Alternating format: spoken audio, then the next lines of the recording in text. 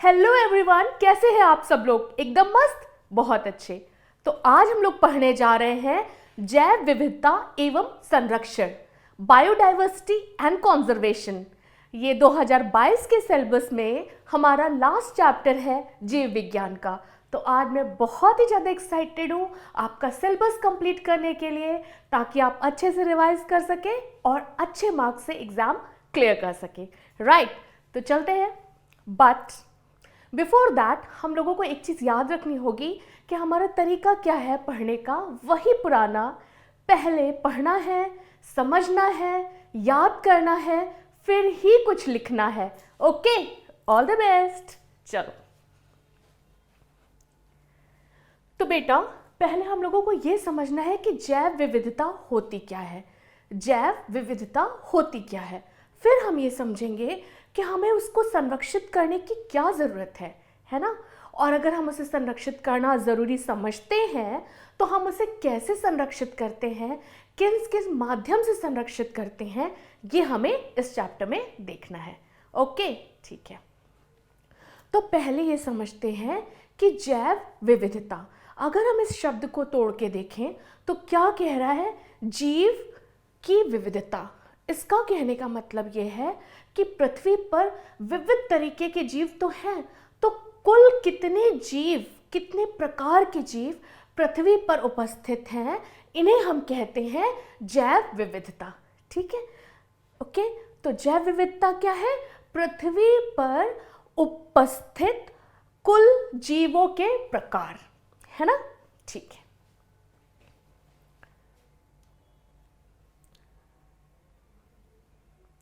ठीक है। तो जैवीय संगठन के सभी स्तरों पर उपस्थित कुल विविधता को हम लोग क्या कहते हैं? जैव विविधता। ठीक है बेटा, अब ये तो डेफिनेशन हो गई। अब इसको हम लोग समझेंगे स्टेप बाय स्टेप। पहले हमें ये याद करना है कि हम लोगों ने जैवीय संगठन के जो स्तर पढ़े थे, क्या हमें वो याद है? ठीक है, याद है, बिल्कुल याद है मेरे बच्चों को। ठीक है, तो ये देखिए, पहले हम लोगों ने पिछले चैप्टर में पढ़ा था, जीव एवं समष्टियाँ वाले चैप्टर में हम लोगों ने पढ़ा था कि जो इकाई होती है किसी भी इकोलॉजी की, वो होती है उसका ऑर्गेनिज्म या जीव, है ना। और बहुत सारे जीव मिलके, एक जैसे जीव मिलके उसकी समष्टि बना लेते हैं, है ना। जैसे हम लोगों ने बात करी थी कि तितलियों की, तो फिर तितलियों का जो एक पूरा ग्रुप था वो तितलियों की समष्टि हो गई थी, है ना बेटा। अच्छा, उसके बाद जब हम किसी भी जीव की बात करेंगे, फिर हम उसकी समष्टि की बात करेंगे, फिर उसका जो रिलेशनशिप उसके बायोटिक या एबायोटिक कंपोनेंट ऑफ एनवायरनमेंट से होगा, उसको हम क्या बोलेंगे? इकोसिस्टम। इकोसिस्टम का मतलब है कि एक लिविंग ऑर्गेनिज्म, एक जीव पर क्या प्रभाव पड़ता है भौतिक चीज़ों का, जैसे कि टेम्परेचर, प्रेशर, ह्यूमिडिटी, मॉइस्चर, इन सब चीज़ों का, या जैविक चीज़ों का जैसे कि दूसरे जीवों का, या फिर कह लो जंतु भी हो सकते हैं, पादप भी हो सकते हैं, उनके बीच में उनका क्या पारस्परिक संबंध है, ये उनका इकोसिस्टम या परितंत्र होता है ना बेटा। ठीक है, और जब खूब सारे इकोसिस्टम मिल जाते हैं तो ऐसी एक जगह बनती है जिसे हम जीवोम या बायोम कहते हैं, है ना। और खूब सारे बायोम मिलके बनाते हैं क्या?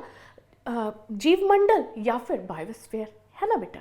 इतना हमें याद है, हमने पिछले क्लासेस में पढ़ा हुआ है। ठीक है, तो हम कह रहे हैं कि हर स्तर पे विविधता मौजूद है। बताइए कैसे, है ना बेटा। तो ऐसे मौजूद है कि जैसे हम एक जीव हैं और हमारी प्रत्येक कोशिका में डिफरेंट तरीके के बायोमॉलिक्यूल्स हैं, मतलब कार्बोहाइड्रेट के भी 1000 तरीके का कार्बोहाइड्रेट है, बहुत तरीके की प्रोटीन है, बहुत तरीके के फैट्स हैं, है ना। तो इतने सारे केमिकल्स के खूब सारे बायोमॉलिक्यूल्स की विविधता हमारे शरीर में मौजूद है ना। अच्छा, अगर फिर हम बात करें पॉपुलेशन की, तो एक पॉपुलेशन में कितने तरीके के जीव मौजूद हैं, है ना। मान लीजिए कि अगर हम मानव जनसंख्या की बात करें तो हमारे जितने भी रेसेस हैं उनमें देखिए कि कितनी तरीके की विविधताएं हैं उनके जीन्स में, है ना। भारतीयों के जीन्स, हम लोगों के जीन्स, और एक तरीके से जो अमेरिकी वासी हैं उनके जीन्स अलग हैं, काफ़ी उनमें विविधता पाई गई है। अच्छा, इसी तरीके से उनमें, और उसके बाद जो लोग एक तरीके से अफ्रीकन कंट्रीज़ में रहते हैं उनके जीन्स और ज़्यादा अलग है। तो इस तरीके से कितनी एक समष्टि में ही जो जीव हैं उनमें कितनी विभिन्नताएं प्राप्त हैं, वो सॉरी उपस्थित है ना बेटा। ठीक है। अच्छा, उसके बाद हम परितंत्र की बात करते हैं। तो जब परितंत्र की बात करते हैं तो कहीं पे तो डेजर्ट है, मरुस्थल है, तो कहीं पे वर्षावन है, तो मतलब कहीं पे इतनी ज़्यादा बारिश है, इतना ज़्यादा टेम्परेचर है, और तो कहीं पे ये है कि बारिश बहुत कम है और टेम्परेचर बहुत हाई है। तो इस तरीके का इकोसिस्टम भी डिफरेंट तरीके का हम देखने को मिलता है। फिर हम बात करते हैं बायोस्फीयर की। बायोस्फीयर है क्या? वो छोटा सा हिस्सा है जहाँ पे जीवन पाया जाता है। उसमें क्या आता है? एटमॉस्फेयर भी आता है, हाइड्रोस्फीयर भी आता है, लिथोस्फीयर भी आता है ना। जल का, वायु का, थल का वो भाग जहाँ पे जीवन जो है जिया जा सकता है या फिर जीव पाए जाते हैं, उसको क्या कहते हैं? जीव मंडल या बायोस्फीयर कह देते हैं। ठीक है बेटा, राइट। अच्छा, तो अब हमको इसको और डिटेल से समझना है। तो कहने का मतलब है कि जैवीय संगठन के हर स्तर पे हम लोगों को विविधता देखने को मिलती है ना। लेकिन क्योंकि हमारा जो फोकस है इस समय इकोलॉजी पे है ना, तो हमें उस विविधता को पढ़ना है जो कि मुख्यतः 3 रूप की आती है: आनुवांशिक विविधता, जातीय विविधता और परितंत्र विविधता। ठीक है बेटा, ठीक है। तो पहले हम आनुवांशिक विविधता को समझेंगे, फिर जातीय विविधता को समझेंगे और फिर क्या समझेंगे? परितंत्र विविधता। ठीक, एक बार डेफिनेशन फिर से देख लेते हैं। जैव विविधता जैवीय संगठन के सभी स्तरों में उपस्थित कुल विविधता को दर्शाती है। ठीक, और इसमें से मुख्य कौन से हैं? आनुवांशिक, जातीय और परितंत्र विविधता। इतना क्लियर? गुड। अच्छा, और हम इनके संरक्षण का प्रयास करेंगे, करते हैं, पर क्यों करते हैं ये हमें जानना होगा अगले के स्लाइड्स में, राइट।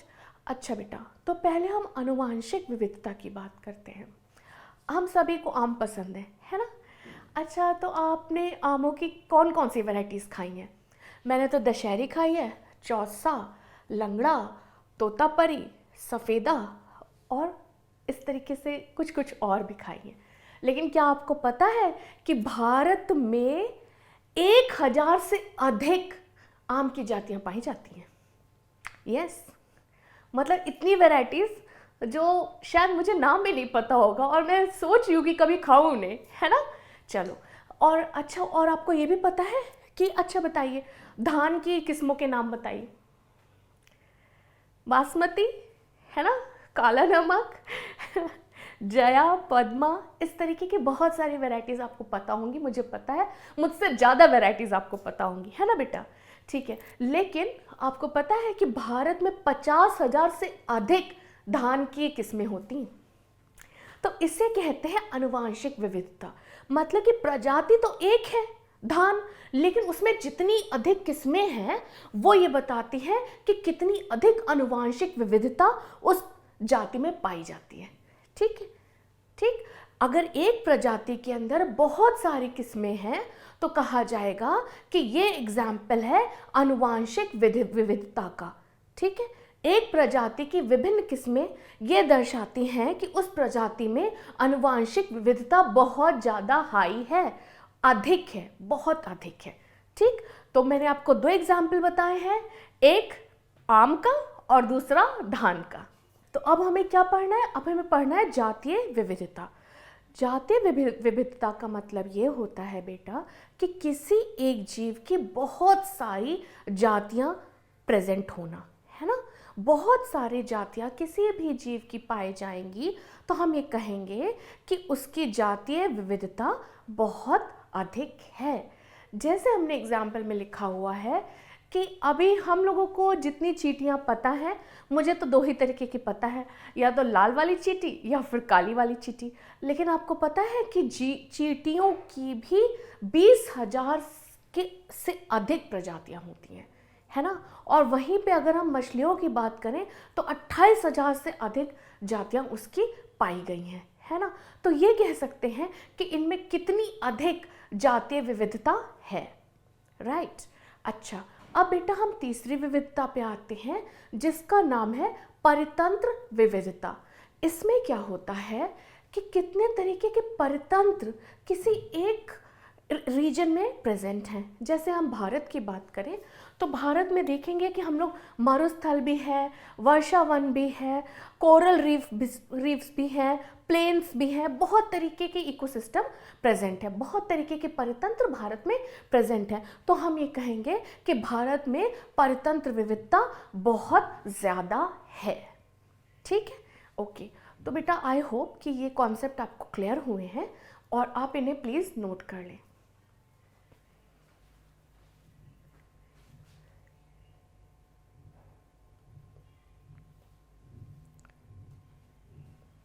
ठीक है, तो अब हमें उसी चीज़ को थोड़ा और डिटेल से पढ़ना है, एग्जाम्पल्स भी याद करने हैं। जैव विविधता के स्तर की हम बात करेंगे तो जैव विविधता शब्द पहले जान ले किसने दिया है। ठीक है, तो ये एक जैव वैज्ञानिक थे जिनका नाम था एडवर्ड विल्सन। एडवर्ड विल्सन, तो एडवर्ड विल्सन ने क्या वर्ड दिया है? एडवर्ड विल्सन ने जो वर्ड दिया है वो है जैव विविधता या बायोडाइवर्सिटी। जैव विविधता या बायोडाइवर्सिटी शब्द जो है वो एक जैव वैज्ञानिक ने दिया था जिनका नाम है Edward Wilson. Edward Wilson, Edward Wilson नाम के एक जैव वैज्ञानिक थे जिन्होंने जैव विविधता शब्द या बायोडाइवर्सिटी वर्ड दिया हुआ है। Right, okay. चलो, अब हमने ये देखा आनुवांशिक विविधता। एक जाति आनुवांशिक स्तर पर बहुत विविधता दर्शा सकती है, जैसे कि भारत में 50,000 से अधिक आनुवांशिक रूप से भिन्न धान तथा 1,000 से अधिक आम की जातियां हैं, हम पढ़ चुके हैं। राइट। दूसरी, अगर हम स्पीशीज या जातीय लेवल पे विविधता की बात करें तो ये क्या होती, एक जाति स्तर पे विभिन्नता जब किसी जीव में पाई जाएगी तो हम उसे बोलेंगे जातीय विविधता। Good, okay. अब इसका एग्जाम्पल हमने ऐसे लिया हुआ है कि जो एम्फीबियंस हैं, जो उभयचर जातियां हैं, वो अगर वेस्टर्न घाट पे आप जाएंगे तो वहाँ पे आपको बहुत सारा मिलेंगी एम्फीबियंस, है ना। लेकिन अगर आप ईस्टर्न घाट की तरफ जाएंगे तो आपको एम्फीबियंस की जातियाँ बहुत कम मिलेंगी। ठीक, अब बेटा एक बात मैं आपको याद करा दूं कि वेस्टर्न घाट जो पश्चिमी घाट है वो भारत का हिस्सा है, जैसे कर्नाटक, केरला, तमिलनाडु, इस तरीके से जब हम कोस्टल एरिया बनाते हैं तो कोस्टल जब हम बनाते हैं ना तो इधर का जो ये एरिया है दिस इज वेस्टर्न घाट और उसके ऑपोजिट जो है दैट इज ईस्टर्न घाट। ठीक है, तो इसकी वजह से क्या होगा, तो ये ईस्टर्न घाट है। तो यहाँ पे जो हम देखते हैं,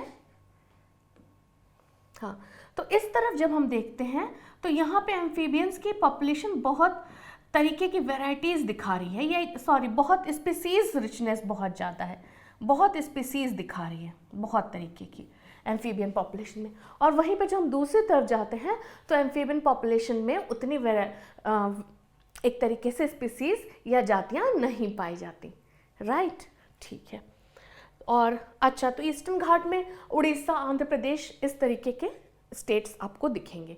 तो कहने का मतलब यह है कि भारत एक देश है जिसके ही दो कोस्टल एरियाज़ हैं, वेस्टर्न घाट और ईस्टर्न घाट, लेकिन दोनों का जलवायु अंतर होने की वजह से वहाँ पे विविधता जो है जातियों की वो बिल्कुल अलग है।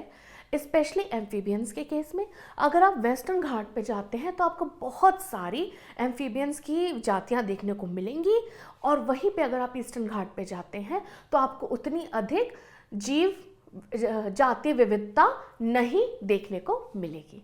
ठीक है बेटा, ठीक है। अच्छा, अगर हम इकोलॉजिकल विविधता की बात करें तो ये परितंत्र स्तर पे है।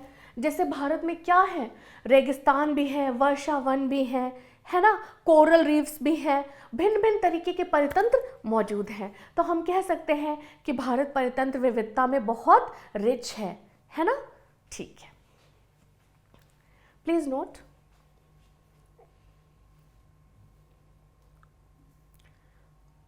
ओके, तो बेटा अब एक बहुत इंपॉर्टेंट और बहुत इंटरेस्टिंग टर्म हमें समझनी है कि ये कौन बताता है कि कहाँ पे कितनी स्पीसीज हैं। कौन बताता है कि कितनी कहाँ पे स्पीसीज़ हैं, दुनिया के किस भाग में कौन सी प्रजातियाँ ज़्यादा हैं, कौन सी प्रजातियाँ कम हैं, या उनका संरक्षण किस प्रकार से हो रहा है, ये कौन करता है?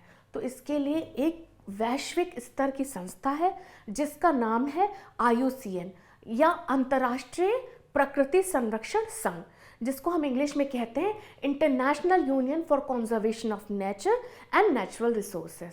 इंटरनेशनल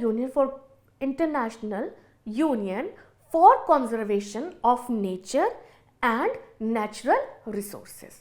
ठीक है बेटा, तो ये क्या करती है संस्था? ये क्या करती है? वैश्विक स्तर पर जातियों के संरक्षण की निगरानी करती है कि कहीं कोई जाति विलुप्त तो नहीं हो रही है, किसी जाति को कोई खतरा तो नहीं है। इन सब पे जो नज़र रखती है वो ये संस्था है IUCN। ठीक है बेटा। अच्छा, तो ये अच्छा, इसका जो हेड क्वार्टर है वो है स्विट्जरलैंड में, राइट। और ये स्थापित कब हुई थी? इसकी स्थापना हुई थी 1964 में, 1964 में। और इसका मुख्य काम क्या है? ये देखना कि प्रजातियों की संरक्षण अच्छे से हो रहा है या नहीं हो रहा है। ठीक, ओके। अच्छा, इसने एक और बहुत इंपॉर्टेंट काम किया हुआ है, इसने एक लिस्ट बनाई हुई है जिसको हम लाल सूची कहते हैं या रेड डाटा बुक कहते हैं। तो ये क्या करते हैं? ये लिस्ट है उन जीवों की जो संकटग्रस्त हैं। संकटग्रस्त जातियों की सूची अगर हमें कहीं मिलेगी या लिस्ट ऑफ थ्रेटेंड स्पीसीज हमें कहीं मिलेगी तो वो IUCN की लाल सूची में मिलेगी। ठीक है बेटा। वहाँ पे वो ये उसने वहाँ पे क्या किया गया है? जीवों को विभिन्न कैटेगरीज में डाल दिया गया है, ये देखते हुए कि उनको कितने संरक्षण की ज़रूरत है, क्या वो बिल्कुल विलुप्त होने ही वाली हैं या अभी उनकी काफ़ी जो है क्या नाम है तरीके से उन्हें रोका जा सकता है, उनका संरक्षण अच्छे से करा जा सकता है। इन सब के बेसिस पे कैटेगरीज में डिफरेंट जीवों को रखा गया है। ठीक है बेटा। तो ये है IUCN की लाल सूची, राइट। आप समझ लो।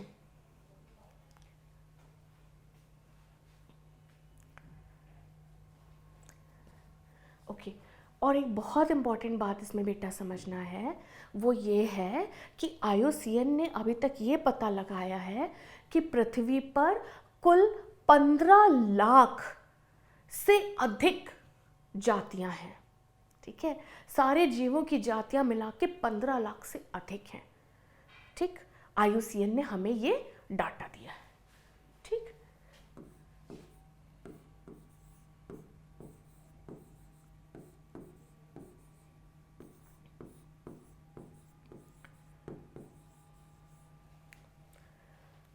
ओके। ठीक है बेटा, तो एक बार फिर से समझाती हूँ।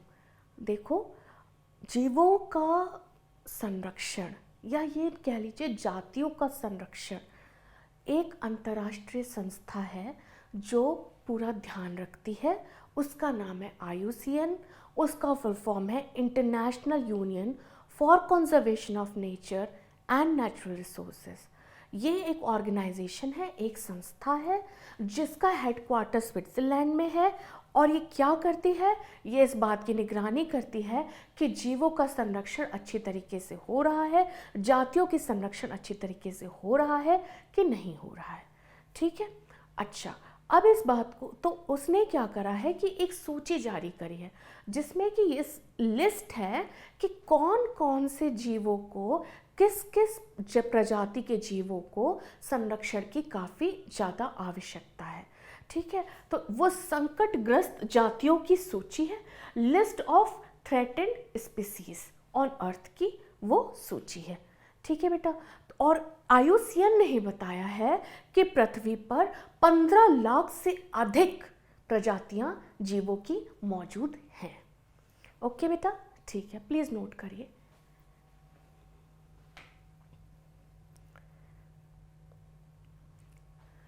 चलिए, तो अब वैश्विक जीव विविधता को समझने के लिए पहले जो आंकड़े IUCN ने दिए हैं उन्हें समझते हैं।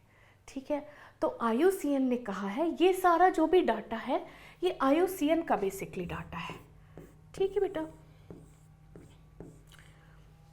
तो ये बोला है कि विश्व की जितनी भी जातियां हैं उसमें 70% जंतु की स्टडी करी गई है।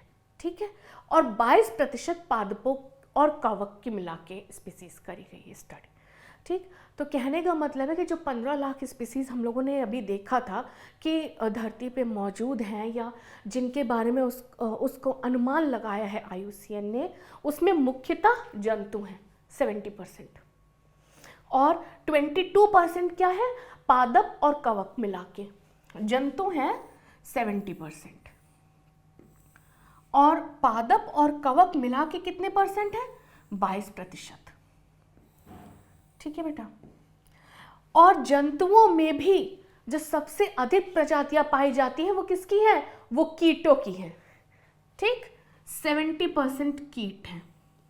जो भी प्रजातियां हैं जंतुओं की, उसमें 70% सिर्फ कीट है। ओके, अच्छा, उस लिस्ट ने एक बात और बहुत ज़्यादा हाईलाइट करी है कि जो कवक हैं, कवक की जातियां बहुत अधिक हैं। वो कह रहे हैं कि कवक की कुल जातियां जो हैं, अगर हम उन सब को जोड़ें तो वो इससे भी कहीं ज़्यादा होंगी कि मछलियों की सारी प्रजातियां आप जोड़ लीजिए, एम्फीबियंस की सारी प्रजातियां जोड़ लीजिए, रेप्टाइल्स की जोड़ लीजिए, मैमल्स की जोड़ लीजिए, सारी प्रजातियों को जोड़ने के बाद भी जो नंबर आएगा उससे कहीं अधिक कवक की जातियां हैं। समझ रहे बेटा, समझ रहे? इसका मतलब है कि कितनी अधिक स्पीसीज डाइवर्सिटी प्रेजेंट है किसमें, फंजाई में। यही तो कहा ना, जातीय विविधता फंजाई की बहुत ज्यादा है। ठीक, चलो, इंटरेस्टिंग है ना कि फंजाई की इतनी ज्यादा जातियां, जबकि उसके पास क्लोरोफिल भी नहीं है तो अपना खाना भी नहीं बना पाता है। इसे कहते हैं अडैप्टेशन। ओके,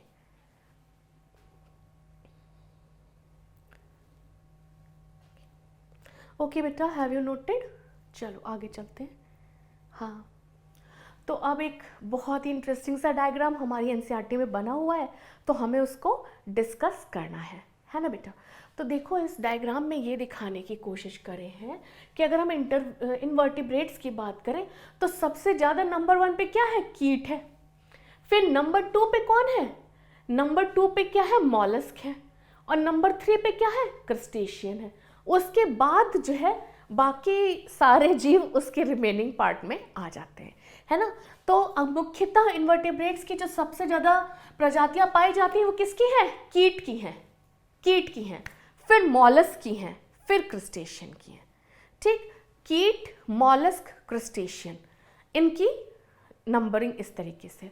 नंबर 1 पे सबसे ज़्यादा कीट की आपको प्रजातियां मिलेंगी, फिर मॉलस्क की, फिर क्रस्टेशियन की। और अगर हम वर्टिब्रेट्स की बात करें तो वर्टिब्रेट्स में सबसे ज़्यादा फिशेस की हैं। यस, वहाँ पे नंबर 1 कौन था, कीट था। यहाँ पे नंबर 1 कौन है, फिशेस है ना बेटा। फिशेस की सबसे ज़्यादा प्रजातियां हैं, फिर पक्षियों की हैं, बर्ड्स की हैं, फिर रेप्टाइल्स की हैं, फिर एम्फीबियंस की हैं, और सबसे कम प्रजातियां इसमें जो दिए गई हैं चार्ट में वो मैमल्स की हैं, है ना बेटा। इस डायग्राम को आप देखें तो स्तनधारी सबसे कम प्रजातियों के साथ है, राइट। अच्छा, अगर हम पादप जातियों की बात करें तो वही इसमें इन्होंने फंजाई को इंक्लूड कर लिया है, कवक को इंक्लूड कर लिया है ना बेटा। तो अगर कवक को इंक्लूड करते हैं तो सबसे ज़्यादा तो कवक हो गया, फिर एंजियोस्पर्म है, फिर एल्गी है, फिर टेरिडोफाइट है। तो अगर हम कवक को हटा दें तो सबसे ज़्यादा कौन होंगे, एंजियोस्पर्म्स होंगे, है ना बेटा। सबसे ज़्यादा एंजियोस्पर्म्स होंगे, जिसे हम लोग आवृत्त बीजी भी कहते हैं या पुष्पी पौधे भी कहते हैं, राइट। तो पादप में सबसे ज़्यादा कौन है, फंजाई है। और अगर फंजाई के बाद कौन है, एंजियोस्पर्म्स है, फिर कौन है, एल्गी है, फिर कौन है, टेरिडोफाइट है, राइट। चलिए प्लीज नोट करें। चलो, अब हमने ये तो देख लिया कि वैश्विक स्तर पे कितनी तरीके की प्रजातियां उपलब्ध हैं या उपस्थित हैं, लेकिन अब हम भारत की बात करते हैं, है ना। तो भारत का जो क्षेत्रफल है वो दुनिया के क्षेत्रफल का 2.4% है, ठीक है। भारत का जो एरिया है, लैंड का एरिया है, वो पूरी दुनिया का सिर्फ 2.4% है, ठीक है, लेकिन जो यहाँ की जैव विविधता है वो वैश्विक जैव विविधता का 8.1% है। समझ रहे हैं कि अगर हम पूरी धरती को माने कि 100 है तो उसमें से जो इंडिया के पास लैंड है, जो ज़मीन है, वो सिर्फ 2.4% है। समझ गए? लेकिन अगर पूरे विश्व की जैव विविधता 100 है तो उसका 8% है ना, उसका 8वां भाग भारत में पाया जाता है। तो एक तरीके से भारत की जैव विविधता बहुत अधिक है, हालांकि उसका लैंड एरिया उतना नहीं है ना बेटा? यही तो कह रहे हैं, राइट। अच्छा, तो भारत में जो पादप की जातियां हैं वो 45,000 तक पादप की जातियां पाई जाती हैं और जंतु जो है वो 90,000 से भी अधिक हैं। समझ रहे हैं? तो भारत की अगर हम बात करें तो लगभग 45,000 हमें क्या मिलेंगी? पादप की जातियां मिलेंगी और उसका दुगना है ना, 90,000 से अधिक जंतु हैं। Right, okay, please note. और हाँ, भारत में इतनी जो जैव विविधता है इसी के कारण वो विश्व के 12 जो महाविविध देशों में से एक है। बहुत ही डाइवर्सिटी में रिच जो कंट्रीज़ की लिस्ट बनाई गई उसमें 12 कंट्रीज़ का नाम है, जिसमें से भारत भी एक है ना। अच्छा, तो अब फिर से एक बार याद करा देती हूँ कि पादप की कितनी प्रजातियाँ भारत में पाई जाती हैं? 45,000। और जंतुओं की कितनी? 90,000 से अधिक। राइट। लैंड एरिया कितना है? 2.4%। और जैव विविधता कितनी है विश्व की जैव विविधता की? 8.1%। राइट, याद कर लो।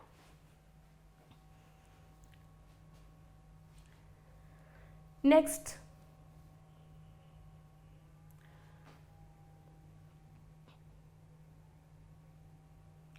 ठीक है। तो बेटा ये जो जैव विविधता है वो हर जगह एक जैसी नहीं है, कहीं पे बहुत ज़्यादा है, कहीं पे बहुत कम है। तो क्या कारण है जिसकी वजह से कहीं पे बहुत ज़्यादा है, कहीं पे बहुत कम है ना? तो इस चीज़ को समझने के लिए दो पैटर्न्स की स्टडी करी गई है, दो प्रतिरूप की स्टडी करी गई है। पहला पैटर्न है जो ये बताता है कि लैटिट्यूड पे कैसे जो है जैव विविधता डिपेंड करती है, ठीक। और दूसरा ये बताता है कि एरिया पे कैसे जैव विविधता डिपेंड करती है ना। तो जब हम लैटिट्यूड की बात करते हैं तो हम ये देखते हैं कि जो इक्वेटर है वो 0 डिग्री लैटिट्यूड है, ठीक। हाँ, तो बेटा आप ये बहुत अच्छे से जानते हैं कि इक्वेटर या भूमध्य रेखा से जब आप ऊपर की तरफ जाते हैं, है ना, पोल्स की तरफ जाते हैं, तो देखिए कि तापमान जो है वो धीरे धीरे गिरने लगता है ना बेटा। तो अब जब तापमान धीरे धीरे गिरने लगता है तो आप इस बात को समझिए कि जो जीवों को जो जीवन यापन करने में दिक्कत आने लगेगी कि नहीं? आने लगेगी, ठीक है बेटा। तो इसी के लिए जो पोल्स हैं वहाँ पे बायोडाइवर्सिटी बहुत कम पाई है, ठीक है।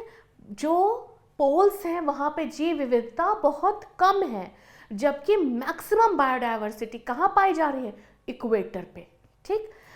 एग्जाम्पल के लिए आपको पता है ना, अमेज़न के जो रेन फॉरेस्ट है जिन्हें हम वर्षावन भी कहते हैं, जिन्हें हमने पिछले क्लास में भी पढ़ा है ना, वो कहाँ पाए जाते हैं? वो इक्वेटर पे पाए जाते हैं। क्यों? इक्वेटर के पास क्या है? वर्षा भी बहुत अधिक है, तापमान भी बहुत अधिक है, तो इसके लिए वहाँ पे घने जंगल अमेज़न के पाए जाते हैं। Right, okay. तो कहने का मतलब ये है कि भूमध्य रेखा से जैसे ही हम ध्रुवों की ओर जाने लगेंगे जाति विविधता घटने लगेगी। यस। अच्छा, एक बात और समझना है कि दक्षिण अमेरिका में जो अमेज़न के जो वर्षा वन हैं वहाँ पे सर्वाधिक जैव विविधता पाई जाती है, ये आपको याद भी रखना है। तो पूरे विश्व में जो सर्वाधिक जैव विविधता है वो कहाँ पाई जा रही है? वो पाई जा रही है अमेज़न वर्षा वनों में। राइट, ओके, ठीक है बेटा। तो एक बार फिर से रिवाइज करते हैं कि जैसे ही हम इक्वेटर से पोल की तरफ जाएंगे तो जैव विविधता घटने लगेगी, ठीक।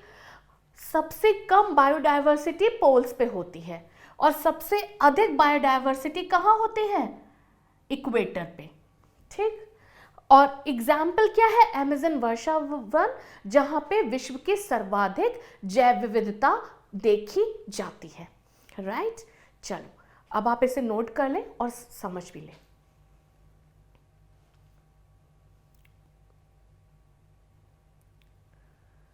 हाँ, तो बेटा अभी तक हमने ये देखा कि कैसे लैटिट्यूड पे डिपेंड करती है बायोडाइवर्सिटी, कि कौन सा लैटिट्यूड है ये बताएगा कि वहाँ पे बायोडाइवर्सिटी रिच है या कम है या ज़्यादा है ना।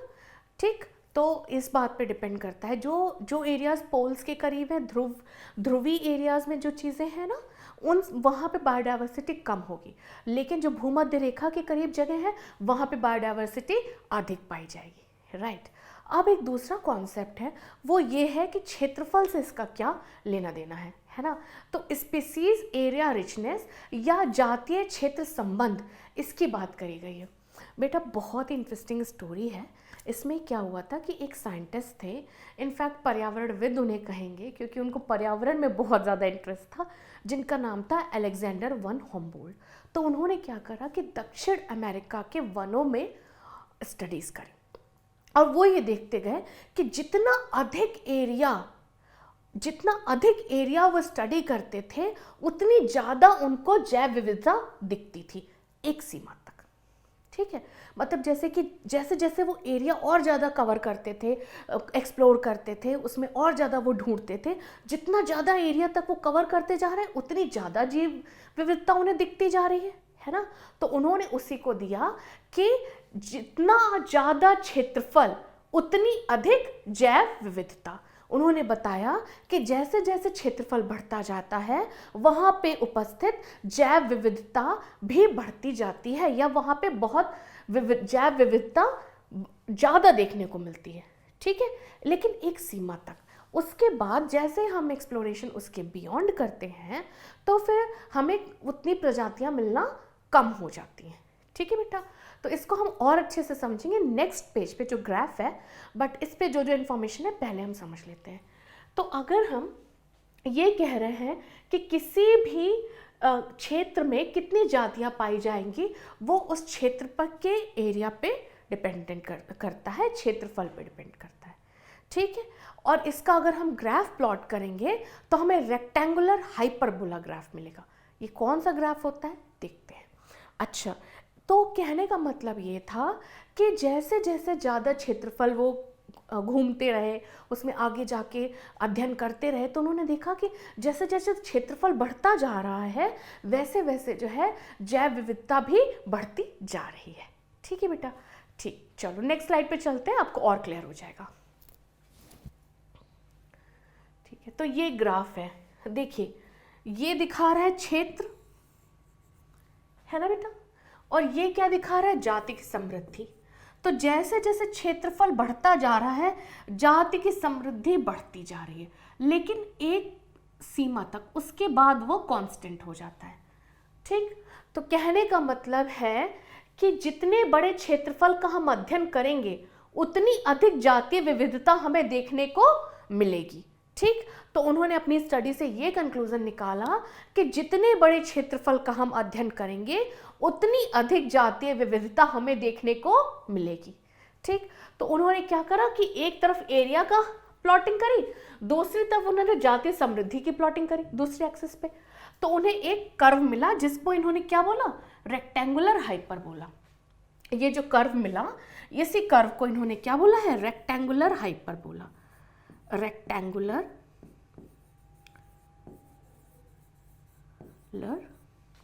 हाइपरबोला, ये कर्व इनको मिला है। ठीक है बेटा, अच्छा, और जब हम इसी चीज़ को लॉग स्केल पे जब इसी चीज़ की प्लॉटिंग करेंगे तो हमें क्या स्ट्रेट लाइन मिल जाएगा। अगर हम इसी को लॉग पैमाने पे करेंगे तो हमें ये स्ट्रेट लाइन मिल जाएगा। आपको इस चीज़ को समझने के लिए एक चीज़ देखनी है बेटा कि जो एस है वो है स्पीसीज की रिचनेस, है ना, कितनी ज़्यादा स्पीसीज प्रेजेंट है। वो किस पे डिपेंडेंट है, वो एरिया पे डिपेंडेंट है। ठीक, अगर हम ए की वैल्यू बढ़ाते जाएंगे तो एस की वैल्यू अपने आप बढ़ती जाएगी, राइट। तो इस चीज़ को आपने मैथमेटिकली भी समझ लिया, ग्राफिकली भी समझ लिया, अब आप इसे नोट भी कर लें।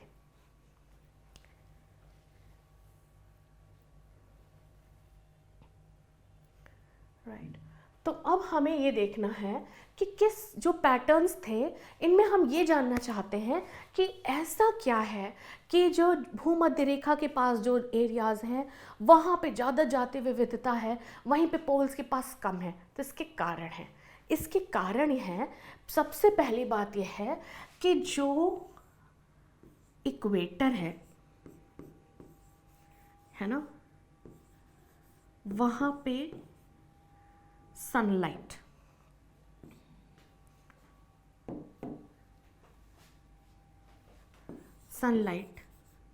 बहुत ज़्यादा है कि नहीं है ना, वहाँ पे सूर्य का प्रकाश बहुत ज़्यादा पहुँचता है। तो इसकी वजह से फोटोसिंथेसिस बहुत ज़्यादा होती है।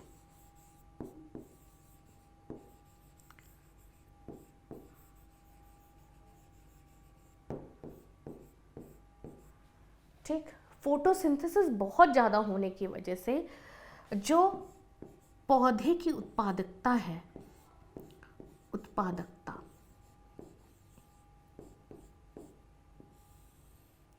वो बहुत हाई होगी।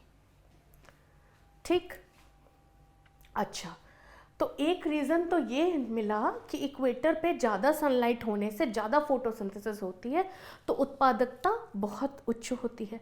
तो इसकी वजह से जो भी जातियां हैं वो अपनी जो भी उनके पेड़ पौधे हैं, जो भी उनका बायोमास है, उसको बहुत ज़्यादा बढ़ा देगा, है ना।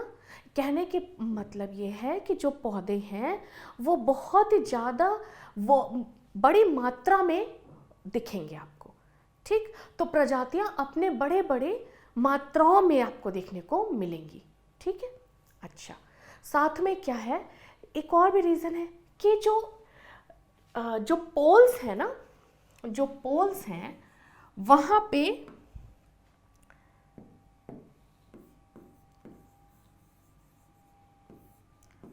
स्थिरता की कमी है, स्थिरता की कमी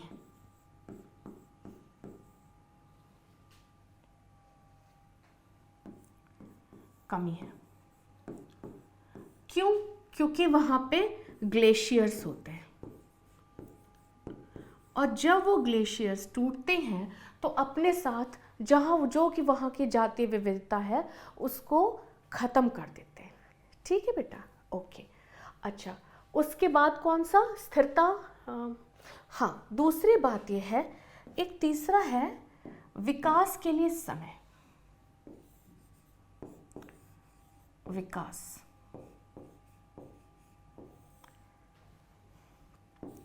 विकास बाधित रहा है पोल्स पर।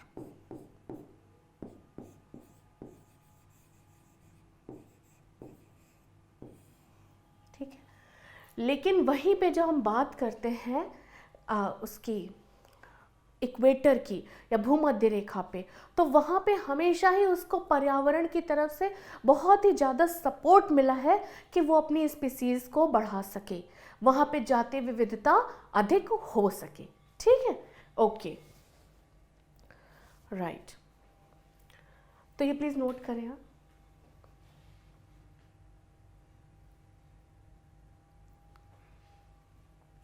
अच्छा, तो जातीय विविधता में परितंत्र का क्या महत्व है? देखिए बेटा, कोई भी जो स्थिर परितंत्र है वो इसलिए स्थिर है क्योंकि वहाँ पे जातीय विविधता बहुत अधिक है। हाँ, अधिक जातियाँ होने से जो परितंत्र है वो अधिक स्थिर रहता है।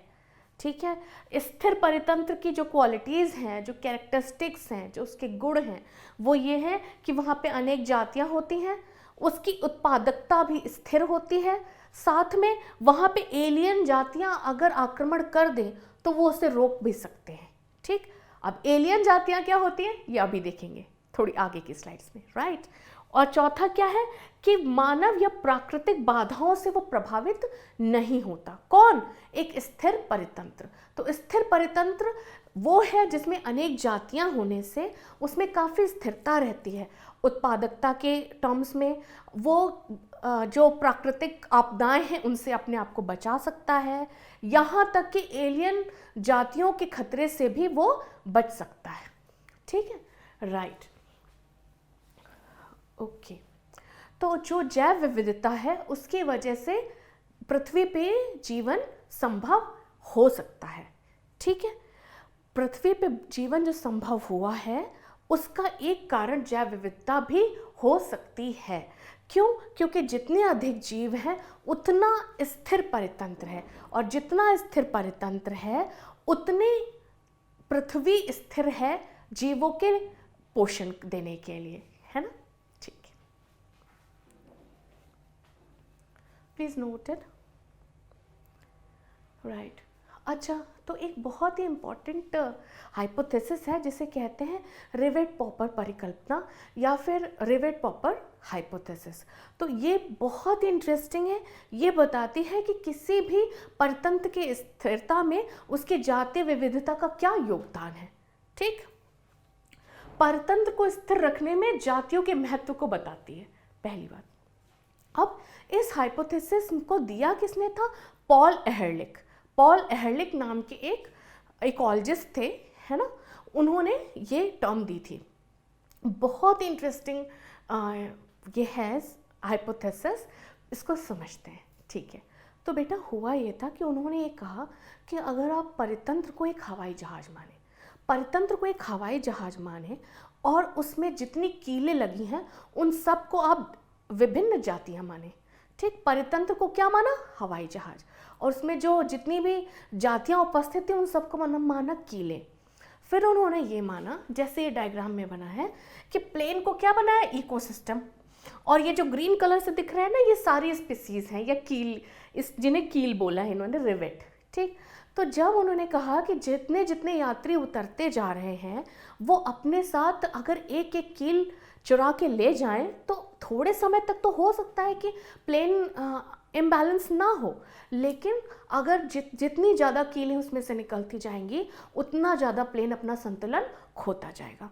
तो उसी तरीके से हमारा पर्यावरण भी है, हमारा परितंत्र भी है कि जितनी ज़्यादा जातियाँ उससे गायब होती जाएंगी वो उतनी अपनी स्थिरता खोता जाएगा। ठीक, तो इसको फिर से यहाँ पे समझते हैं कि उन्होंने एक कल्पना करी कि जो इकोसिस्टम है वो एक प्लेन की तरह है और उसमें जो भी मौजूद जातियाँ हैं वो उसमें कीलों की तरह है। ठीक, तो अगर उन्होंने कहा अगर हर यात्री एक कील ले जाए, ठीक है, तो एक एक करके सभी कीलें निकल जाएंगी जहाज में से, तो जहाज नहीं चल पाएगा। ठीक, अच्छा, और अगर हम जातियों के संदर्भ में बात करें तो यही होगा कि एक एक करके अगर सभी जातियां विलुप्त हो जाएं तो फिर क्या होगा? जिस तरह जहाज गिर जाएगा उसी तरीके से परितंत्र भी अस्थिर होकर नष्ट हो जाएगा। ठीक है बेटा, ठीक। तो परितंत्र की स्थिरता के लिए जातीय विविधता बहुत जरूरी है, ये उन्होंने बताया है। ठीक, अगर हर यात्री एक कील ले जाए, हाँ, तो अल्टीमेटली जहाज कमजोर होकर गिर जाएगा, और अगर उसी तरीके से एक एक करके सारी जातियां विलुप्त हो जाएं तो परितंत्र है वो अस्थिर होकर नष्ट हो जाएगा। ये उन्होंने हाइपोथेसिस दी जिसे हम लोगों ने कहा रिवेट पॉपर परिकल्पना। ठीक है बेटा, अच्छा, अब इसमें एक इम्पॉर्टेंट बात आपको याद रखनी है, वो ये है कि जो उन्होंने एक और भी बात कही कि अगर वो ऐसे, अगर जो भी चुरा रहे हैं हम लोग कीले, अगर वो कीले परों वाली, पंखों वाली कीले हैं तो जहाज को फेल होने में बहुत कम समय लगेगा, बहुत जल्दी जहाज नष्ट हो जाएगा। तो उसी तरीके से अगर हम कुछ जो मुख्य जातियां हैं उनको संरक्षित नहीं करेंगे, वो अगर विलुप्त हो जाएंगी तो बहुत जल्दी परितंत्र जो है, पूरा परितंत्र वो भी नष्ट हो जाएगा। ठीक है, तो मुख्य जातियां वो जातियां हैं जिनके खोने से परितंत्र पे बहुत बुरा प्रभाव पड़ता है। ठीक, ओके, तो मुख्य जातियां या की स्टोन स्पीसीज वो स्पीसीज हैं जो अगर परितंत्र से हट गई तो परितंत्र से पे बहुत बुरा प्रभाव पड़ेगा। ठीक है बेटा। अच्छा, तो कीस्टोन स्पीसीज की अगर हम भारत में बात करें तो एग्जाम्पल है एलिफेंट हो गया, राइनोसेरस हो गया, हमारे भालू हो गए, ये सब हमारे इकोसिस्टम की, भारत की इकोसिस्टम्स की खास कीस्टोन स्पीसीज है। राइट, आप इसे प्लीज नोट कर लें।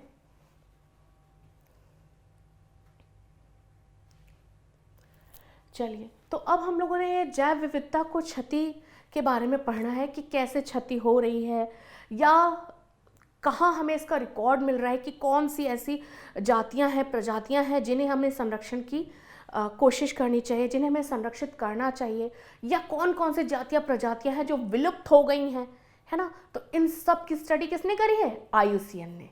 ठीक है बेटा, अभी हमने IUCN के बारे में पढ़ा भी था। ठीक है, तो उन्होंने जैव विविधता की क्षति के बारे में बात करी है। ये कहना चाह रहे हैं कि मानव के क्रियाकलापों की वजह से पिछले 500 वर्षों में 784 जातियां पृथ्वी से विलुप्त हुई हैं। IUCN की रेड लिस्ट क्या बताती है? IUCN की रेड लिस्ट ये बताती है IUCN की रेड लिस्ट कि 500 वर्षों में 784 जातियों की हानि हो चुकी है पृथ्वी पर से। ठीक है, इतनी जातियां विलुप्त हो चुकी हैं। राइट, तो कैसे हुई है, क्या कारण है, ये सब हम लोगों को एक एक करके देखना है। और बेटा एक इन्होंने इसमें जो 500 वर्षों का जो पूरा इन्होंने ब्यौरा दिया हुआ है उसमें एक बात इन्होंने और ज़्यादा हाईलाइट करी है कि जो 784 विलुप्त हुए हैं उनमें सबसे ज़्यादा क्या थे? इनवर्टिब्रेट्स, उसके बाद वर्टिब्रेट्स और फिर प्लांट्स। ठीक है, तो विलुप्त हो जाने वाली प्रजातियों में सबसे ज़्यादा इनवर्टिब्रेट्स थे, फिर वर्टिब्रेट्स थे और फिर प्लांट्स थे। Right, okay. अब हमको और चीज़ों को इसमें डिटेल से पढ़ना है।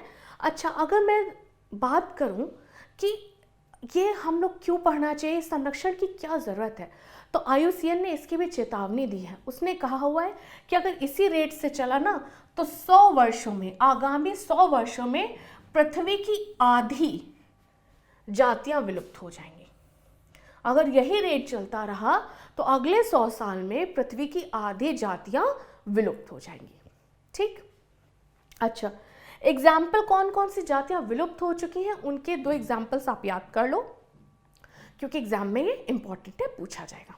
ठीक, एक तो टाइगर या बाघ की जो विलुप्त हुई प्रजातियां हैं उनमें से कौन से हैं? बाली, जावन और कैस्पियन। ठीक है, इनमें क्या हुआ था, इनका आवास, ये जहाँ रहते थे उसको नष्ट कर दिया गया, इनकी आवास की क्षति करी गई, साथ में इनका शिकार किया गया। और इसके अलावा एक और इम्पॉर्टेंट बात थी कि ये जिस हिरन का गोश्त खाते थे, रूसा हिरन, वो रोग के कारण नष्ट हो गए। तो ना इन्हें भोजन मिला, ना इनके लिए आवास मिला और इनका शिकार अलग चालू हो गया। इसकी वजह से 1950 से 80 के बीच में बाघ की ये तीनों किस्में जो हैं ये विलुप्त हो गई। ठीक है बेटा, ध्यान दीजिए, इतनी थोड़े ही समय पहले की बात है, 1950 से 80 भारत आज़ाद हुआ था, उसके बाद की बात है, ये आप समझ लीजिए, है ना।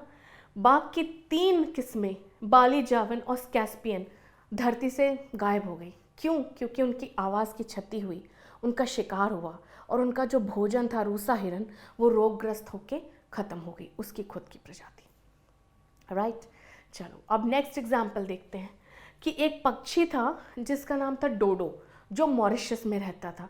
उसके साथ भी यही हुआ कि उसकी आवाज़ की क्षति हुई और उसका अति दोहन हुआ।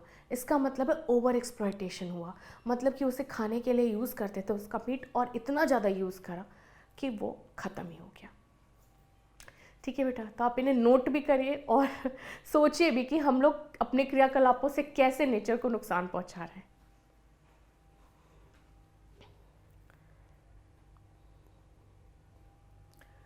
ठीक है, अब हम ये देखते हैं कि परिणाम क्या होते हैं अगर जैव विविधता को क्षति हो रही है, तो क्या क्या परिणाम मुख्यतः देखने को मिलते हैं। बहुत गहन परिणाम भी होते हैं, ठीक है, लेकिन हम जो मुख्य देख रहे हैं वो ये हैं।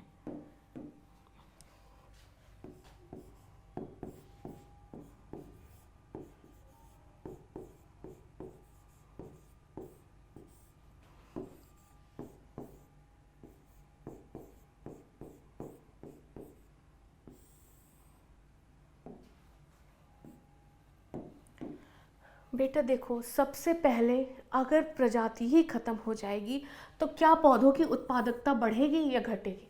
घटेगी, है ना। अच्छा, प्राकृतिक आपदाओं को जो झेलने की क्षमता है परितंत्र की, वो कम हो जाएगी या बढ़ेगी? कम हो जाएगी। तो इसकी प्राकृतिक आपदाएं आने की आशंका बढ़ जाएगी।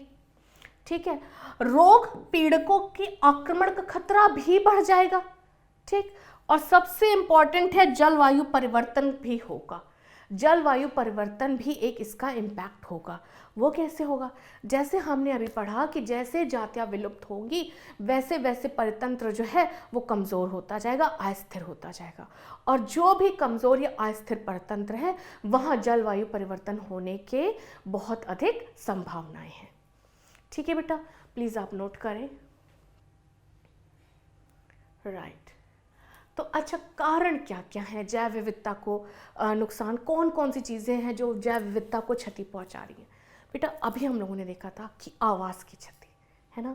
कोई भी जो वन्य जीव हैं वो जहाँ रहते हैं वो उस परितंत्र को तो उस इकोसिस्टम को तो स्टेबल बनाते ही हैं, साथ में उनकी अपनी जो प्रजनन क्षमता है या जीवन चक्र है वो सब उस परितंत्र के अनुरूप होती है।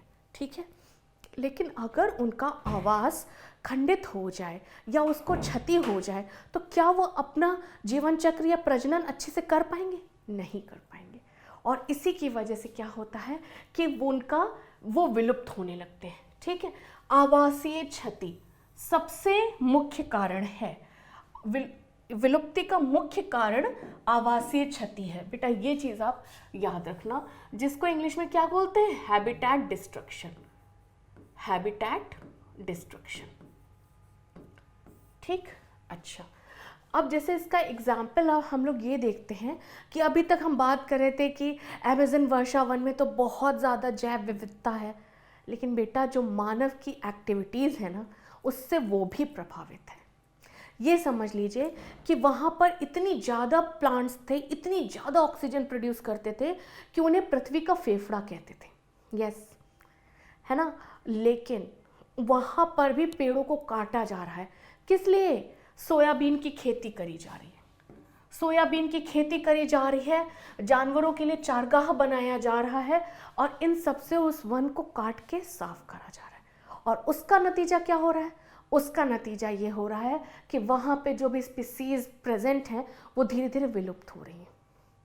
जी हाँ, तो ये देखिए कि कितने एक तरीके से विशाल वनों को भी अगर क्षति पहुंचाई जाएगी तो कितना भी वो स्टेबल इकोसिस्टम हो, अगर वहाँ पे वह क्षति पहुंचाई गई तो वहाँ पे जातियाँ नष्ट होने लगेंगी और जातियों के नष्ट होते ही इकोसिस्टम जो है वो स्टेबल नहीं रह जाएगा।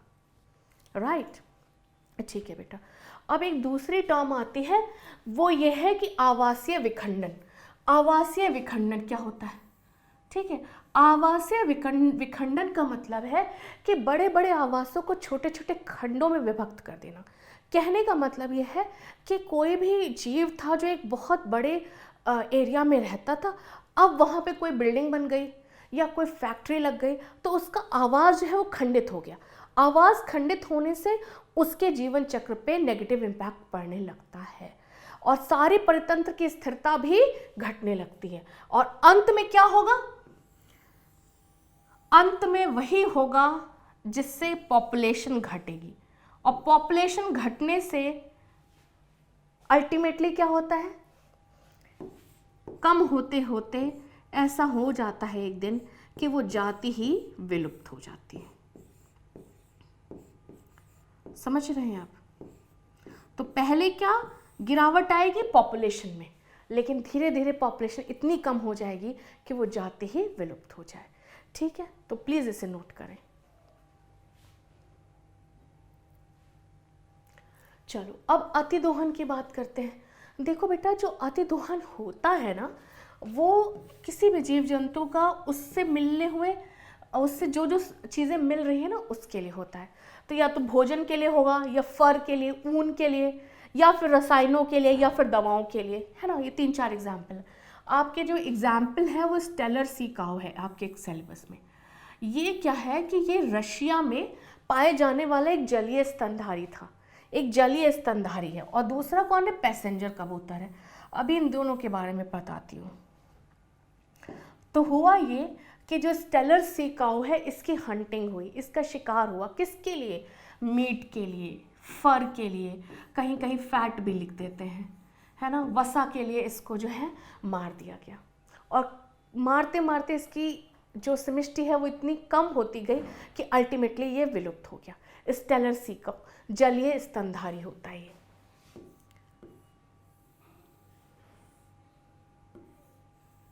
जलीय स्तनधारी है, ठीक है। और जो पैसेंजर कबूतर है, इसको भी मीट के लिए खत्म कर दिया गया, ठीक है। तो देखिए कि अतिदोहन मतलब कि किसी भी जीव से, जंतु से आप संसाधन तो लो, लेकिन ऐसे मत लो कि वो विलुप्त ही हो जाए, है ना। ठीक है, चलो नेक्स्ट।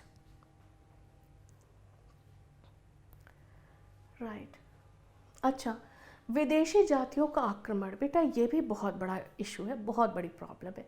बात यह है कि क्योंकि एक तरीके से ग्लोबलाइजेशन हो चुका है, सारे देश एक दूसरे से मिलते हैं, सारे देश के लोग एक दूसरे से, एक जगह से दूसरी जगह जाते हैं, तो कभी कभी वो एक जगह से दूसरी जगह ऐसे पेड़ पौधे ले आते हैं जो कि वहाँ की जो पहले के पेड़ पौधे होते हैं उनको नुकसान कर देता है, ठीक। तो इनको कहते हैं क्या, बाहरी जातियाँ। और विदेशी जातियों का आक्रमण इसी को कहते हैं एलियन स्पीसीज, एलियन स्पीसीज। हम लोगों ने अभी एलियन स्पीसीज के बारे में पढ़ा था ना कि कैसे परितंत्र अगर स्थिर है तो एलियन स्पीसीज के अटैक का खतरा कम हो जाता है। तो अब जाने थे कि एलियन स्पीसीज क्या है।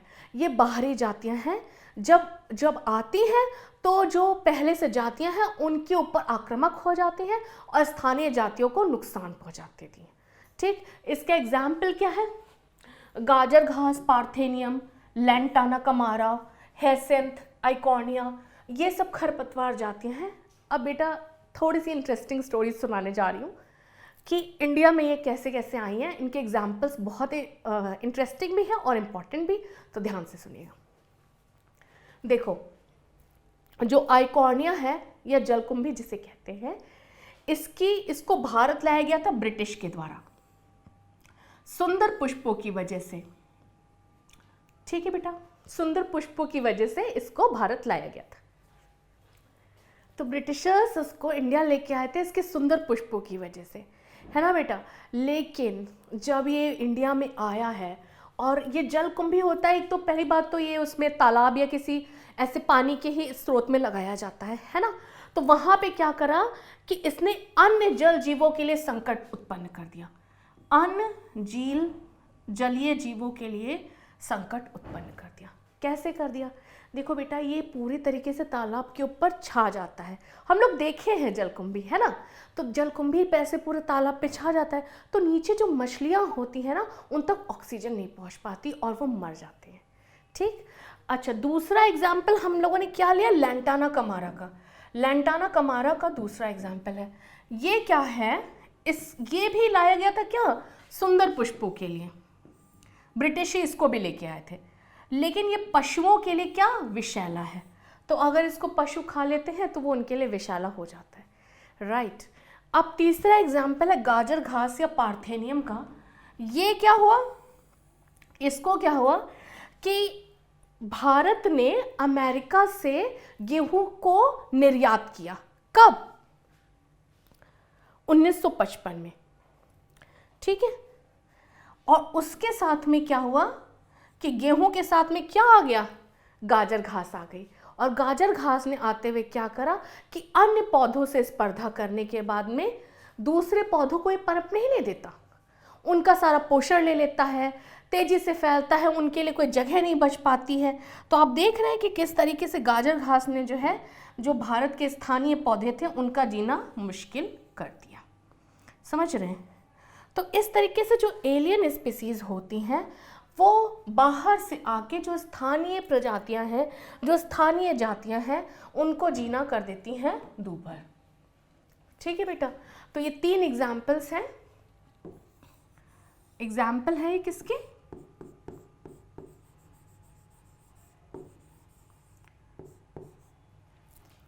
एलियन स्पीसीज या बाहरी विदेशी जातियों की लिख देती हूँ, विदेशी यानी कि एलियन जातियां। ठीक, तो एलियन जाति के आ जाने से भी जो स्थानीय जातियां हैं वो विलुप्तीकरण की तरफ चली जाती हैं। ठीक है बेटा, आपने ये सब नोट कर लिया।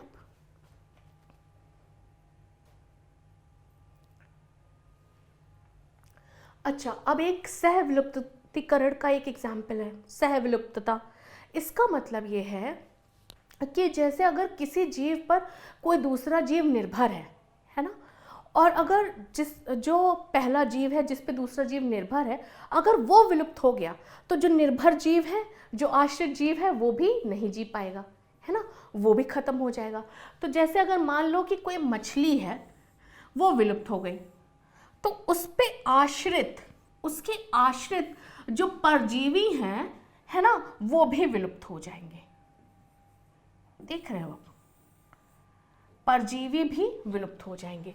मछली के विलुप्त होते ही उस पे जो आश्रित परजीवी हैं वो अपने आप विलुप्त हो जाएंगे। ठीक है बेटा। अच्छा, और ये वही परजीवी हैं जो एक तरीके से बाध्य परजीवी होंगे। बाध्य या ऑब्लिगेटरी, मतलब कि ये उसके अलावा किसी और मछली से भोजन नहीं प्राप्त करते हैं। ठीक है, तो जिससे भोजन प्राप्त करते थे वो मर गया, है ना, तो अब वो भी विलुप्त हो जाएंगे साथ में। राइट, ठीक है। तो एक एग्जाम्पल है कि अगर कोई मछली विलुप्त होती है तो उसके आश्रित परजीवी भी विलुप्त हो जाएंगे अगर वो बाध्य परजीवी हुए। लेकिन अगर वो बाध्य परजीवी नहीं हुए तो किसी दूसरी मछली से जो है वो लेने लगेंगे न्यूट्रिशन या पोषण, है ना बेटा। ठीक है।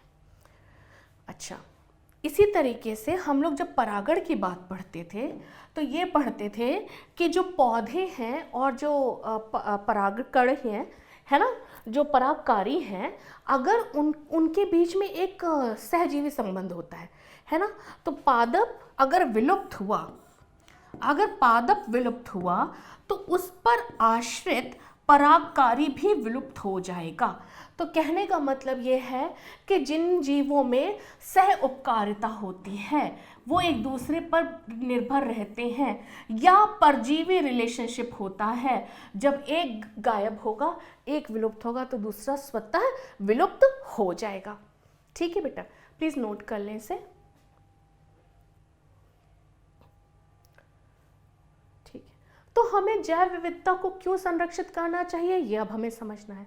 ठीक है बेटा, सबसे पहली तो इम्पॉर्टेंट बात यह है कि हमें इससे अनगिनत आर्थिक लाभ मिलते हैं। अनगिनत आर्थिक लाभ, जैसे खाद्य सामग्री मिलती है, ईंधन मिलता है, औषधियाँ मिलती हैं, कितनी सारी चीज़ें हम लोगों को मिलती हैं ना। ठीक, जीव विविधता, ईंधन मिलता है, रेशा भी मिलता है। ठीक, अच्छा, एक और भी बात है, एक इम्पॉर्टेंट चीज़ हम लोगों ने नोटिस करी है कि प्लांट्स करते हैं फोटोसिंथेसिस। ठीक, तो उससे हमें क्या मिलती है? ऑक्सीजन। अच्छा, साथ में एक चीज़ है, देखो, परागण भी कौन करती? जैव विविधता के कारण ही तो होता है। जो पौधे में और परागकारी में जो परस्पर संबंध है उसी से तो परागण हो रहा है। ठीक, ये सारी सर्विसेज हैं। साथ में क्या है कि हमें सौंदर्यात्मक लाभ भी होता है। देखिए, अगर हम मान लीजिए उदास हैं और किसी बगीचे में घूमने चले जाएं तो हमें अच्छा लगता है ना, तो बेटा इस तरीके से वो हमारे मन को भी अच्छा महसूस कराते हैं। कौन? जैव विविधता की वजह से हम अच्छा एक तरीके से महसूस करते हैं, या कह लीजिए कि हमारी जो इमोशनल सेटिस्फैक्शन का लेवल है वो बढ़ जाता है। ठीक, अच्छा, इसके साथ ही ये हमारी नैतिक जिम्मेदारी भी तो है। ये हमारी नैतिक जिम्मेदारी भी है। नैतिक जिम्मेदारी कैसी है कि हम उनकी देखरेख करें और जैविक धरोहर को आने वाली पीढ़ियों के लिए अच्छी हालात में रखें। देखो बेटा, हमारे बाद जो हमारी आने वाली पीढ़ियां हैं, अगर हम आज ही सारे जैविक संसाधनों को नष्ट कर देंगे तो क्या उनका जीवन यापन आसान होगा या मुश्किल होगा? बहुत मुश्किल हो जाएगा। ठीक है, तो इसके लिए हमें जैविक धरोहर को आने वाली पीढ़ियों के लिए भी तो संरक्षित करना है, अच्छी हालत में रखना है। राइट, तो ये सब कुछ एक इम्पॉर्टेंट चीज़ें हैं जो हमें संरक्षित क्यों करना चाहिए इसका आंसर देती है। Right, okay, copy it. चलो अब बेटा संरक्षण करते कैसे हैं, है ना। देखो बेटा, संरक्षण करने के दो तरीके हैं, जिसको हम कहते हैं स्वस्थानी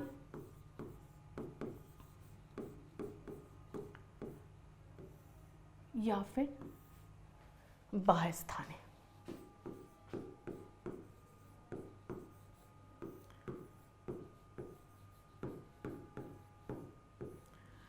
तो अगर हम इनके नाम को ही देखें तो अपने आप में क्या बताता है, स्वस्थाने मतलब जहां है वहीं संरक्षित कर दो, ठीक है। इसका मतलब है कि प्रजाति जहां है उसको वहीं संरक्षित कर दो, उसको वहां से ना हटाओ।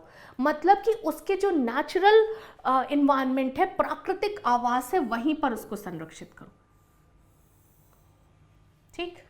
और एक्स सिटु ये बाह्य स्थान है, मतलब बाहर, है ना, आवास से, प्राकृतिक आवास से अलग संरक्षण करना, प्राकृतिक आवास से उन्हें हटा के उनका दूर संरक्षण करना, ये कहलाता है क्या, एक्स सिटु कंजर्वेशन, ठीक है। तो इन सिटु स्वस्थाने के एग्जाम्पल क्या है, राष्ट्रीय उद्यान, नेशनल पार्क्स हम लोग देखते हैं, वन्य जीव अभयारण्य, वाइल्ड लाइफ सेंचुरीज या बायोस्फीयर रिजर्व्स, है ना। तो ये जो है, इन तीनों में अगर हम किसी चीज जीव को संरक्षित करते हैं तो वो क्या कहलाता है, स्वस्थानी कहलाता है, ठीक है बेटा। स्वस्थानी की मतलब जहाँ पे जीव था, जीव को नहीं डिस्टर्ब करा, बस उसके आसपास एक हमने बाउंड्री क्रिएट कर दी कि भाई इसको कोई डिस्टर्ब करने नहीं जाएगा, है ना, जीव को संरक्षित कर लिया गया इस तरीके से। दूसरे तरीके से क्या है कि हमने एक स्पेशल इन्वायरमेंट क्रिएट करा, वहाँ पे जीव को ला के रखा, ठीक। तो हमने कहा कि भाई हम इसका संरक्षण कर रहे हैं, अब हमको इस जीव को बचाना है तो हम इसको ले जाके एक स्पेशल जगह रखें। वो स्पेशल जगह कैसी होती है, जू होती है, बोटैनिकल गार्डन होती है ना बेटा। जू लखनऊ में है, आप गए हैं, ठीक है, मैं तो गई हूँ एनीवेज। और बोटैनिकल गार्डन्स हैं, देखो बोटैनिकल गार्डन NBRI है ना लखनऊ में, वो भी इसका एग्जाम्पल है। तो मैं एग्जाम्पल में लिख दे रही हूँ NBRI, national botanical research institute, जो लखनऊ में है ना, वो एक तरीके से बोटैनिकल गार्डन का एग्जाम्पल है। और जू भी आपको लखनऊ में मिल जाएगा।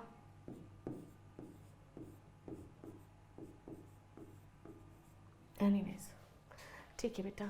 तो देखा फिर आपने कि अगर हम किसी भी जीव को उसी के स्थान पे संरक्षित करें तो स्वस्थानी या इन सिटू कंजर्वेशन वो कहलाता है, संरक्षण कहलाता है। लेकिन अगर उसे हम हटा के किसी दूसरे स्थान पे संरक्षित करें तो उसे एक्स सिटू कंजर्वेशन कहते हैं।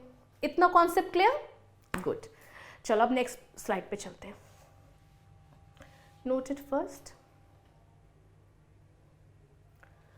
ठीक है, इन सिटू कंजर्वेशन, ठीक है बेटा। इन सिटू कंजर्वेशन के लिए एक बहुत ही इंपॉर्टेंट, स्वस्थानी के लिए एक बहुत ही इंपॉर्टेंट चीज़ है, वो है जैव विविधता हॉटस्पॉट। पहले इसको समझ लेते हैं बेटा। कुछ कुछ ऐसी जगह होती हैं जहाँ पे पहले से बहुत ज़्यादा तरीके की प्रजातियाँ पाई जाती हैं, तो उनको क्या बोलते हैं, जैव विविधता हॉटस्पॉट, जैव विविधता हॉटस्पॉट, ठीक है। यहाँ की क्या खास बात है कि पहले से ही बहुत अधिक प्रजातियां पाई जाती हैं, ठीक।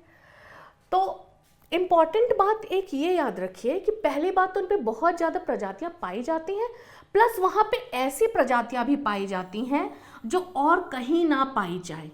इसको हम कहते हैं endemic, endemic species. Endemic species का मतलब क्या है, वो प्रजातियां जो कहीं और न पाई जाएं। तो जैव विविधता हॉटस्पॉट की दो खास बातें, एक तो बहुत अधिक प्रजातियां पाई जाएंगी, पहली बात।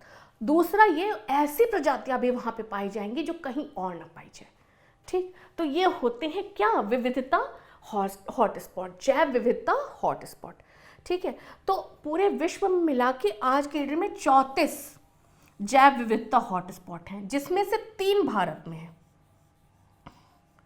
3 भारत उपमहाद्वीप में है, ठीक है बेटा।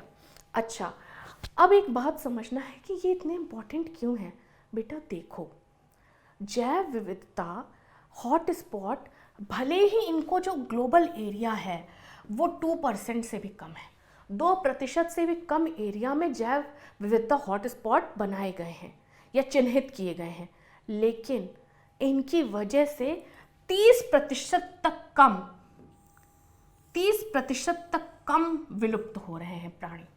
समझ रहे हो ना, मतलब इन्होंने विलोपन की दर को 30% से भी कम कर दिया है। समझ रहे हो?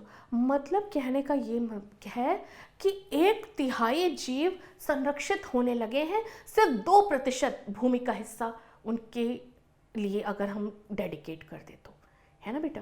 तो इस तरीके से ये देखो कि भले ही जैव विविधता हॉटस्पॉट बहुत कम एरिया में है, 2% एरिया में है पृथ्वी के, लेकिन वो कितनी ज़्यादा जातियों को संरक्षित कर रहे हैं, है ना? ठीक है। और पूरे विश्व में कितने हैं? 34 हैं। 34 में से 3 तो भारत में ही हैं। ठीक, अब देखते हैं नेक्स्ट में कौन से हैं भारत में, कहाँ कहाँ हैं, नोट करें प्लीज। ठीक है, तो भारत में कहाँ है? हिमालयाज में है, हिमालय में है, वेस्टर्न घाट और श्रीलंका में है, इंडो बर्मा में है। ठीक, तो भारत में 3 हॉटस्पॉट है, कहाँ? Himalaya, western Ghat and Sri Lanka, और थर्ड है आपका इंडो बर्मा। राइट, अच्छा ये तो चलो बायोडाइवर्सिटी हॉटस्पॉट हो गए, लेकिन अगर हम एक इन सिटू कॉन्जर्वेशन की जो हम लोगों ने बात करी थी कि बायोस्फीयर रिजर्व होते हैं, नेशनल पार्क्स होती हैं, वाइल्ड लाइफ सेंचुरीज होती हैं, वो भारत में कितनी है और कहाँ कहाँ है, ये तो हम एग्जैक्ट लिस्ट नहीं डिस्कस करेंगे, लेकिन तब भी नंबर तो याद रखेंगे ना बेटा, एग्जाम में आए तो आप लिख सकते हो। राइट, तो बायोस्फीयर रिजर्व जो है वो कितने हैं? 14 हैं।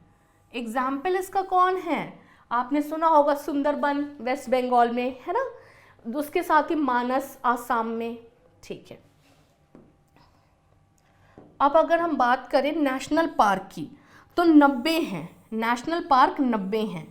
एग्जाम्पल कौन कौन से हैं? Jim Corbett national park, Dudhwa national park. Right, okay. और अगर हम वाइल्ड लाइफ सेंचुरीज की बात करें, वाइल्ड लाइफ सेंचुरीज की बात करें तो क्या होता है? ये कितने हैं? 448 है, ये है 448, लगभग 450 है ना बेटा। इसका एग्जाम्पल क्या है? रणथंभौर राजस्थान में। तो आप एक एक 2 एग्जाम्पल्स भी याद कर लीजिए ताकि आपको एग्जाम में लिखना हो तो आपको आसानी रहे। राइट, अब बेटा एक चीज़ मैं आपको यहाँ पे बता देती हूँ कि इनमें अंतर क्या है बायोस्फीयर रिजर्व, नेशनल पार्क और वाइल्ड लाइफ सेंचुरीज में। इसमें अंतर ये है कि इनमें कितना ह्यूमन का इंटरफेरेंस है, ये डिसाइड करता है कि ये कैसा प्रोटेक्शन एरिया है। ठीक है, देखो जो बायोस्फीयर रिजर्व है उसमें इंसान बिल्कुल भी मानव की गतिविधियां अलाउड नहीं होती हैं। ठीक है, बस थोड़ी बहुत उसकी बाहर एरिया में होती हैं कि भाई लकड़ी वकड़ी बीन लो, उसमें कोई दिक्कत नहीं, लेकिन उसका जो कोर एरिया होता है वहाँ पे मानव को जाने की अनुमति नहीं होती है। ठीक, अगर हम नेशनल पार्क की बात करें तो इसमें फिर भी मानव को जो है आने जाने की परमिशन रहती है बायोस्फीयर रिजर्व से ज़्यादा। ठीक, और अगर हम वाइल्ड लाइफ सेंचुरी की बात करें तो वाइल्ड लाइफ सेंचुरी में अच्छे तौर पे जो है मानव जा सकते हैं, स्टडीज़ कर सकते हैं, है ना। तो यहाँ पे कितना ह्यूमन का इंटरफेरेंस अलाउड है, इसके बेसिस पे इन तीनों का डिफरेंशिएशन हो रहा है। राइट, चलें अब नेक्स्ट स्लाइड पे आते हैं। ठीक है, एक्स सिटू कॉन्जर्वेशन, जो अब हमने एक्स सिटू कॉन्जर्वेशन की जब बात करी थी बेटा, तो देखो एक्स सिटू कॉन्जर्वेशन एक बहुत बड़ी टर्म हो गई आज की डेट में, क्योंकि बहुत तरीके से जो है बचाया जा रहा है जीवों को या फिर प्रजातियों को। राइट, देखो पहले जो जीव हैं, जीव को अगर हम संरक्षित करना है तो हम जू या बोटेनिकल गार्डन्स का इस्तेमाल करते हैं, जिसमें हम पूरा का पूरा जीव ले जाके वहाँ पे स्थानांतरित कर देते हैं। राइट, अच्छा, या तो हम क्या करते हैं कि जो गैमीट्स होते हैं, जो उनके युग्मक हैं, युग्मक को क्रायो प्रिजर्वेशन कर देते हैं, मतलब कि उनको लिक्विड नाइट्रोजन में -196 डिग्री सेल्सियस तक स्टोर कर लेते हैं उनके गैमीट्स को, है ना, ताकि जब ज़रूरत हो तो लैब में जो है वो फर्टिलाइजेशन करा के, इन विट्रो फर्टिलाइजेशन करा के नया जीव जो है वो बनाया जा सके।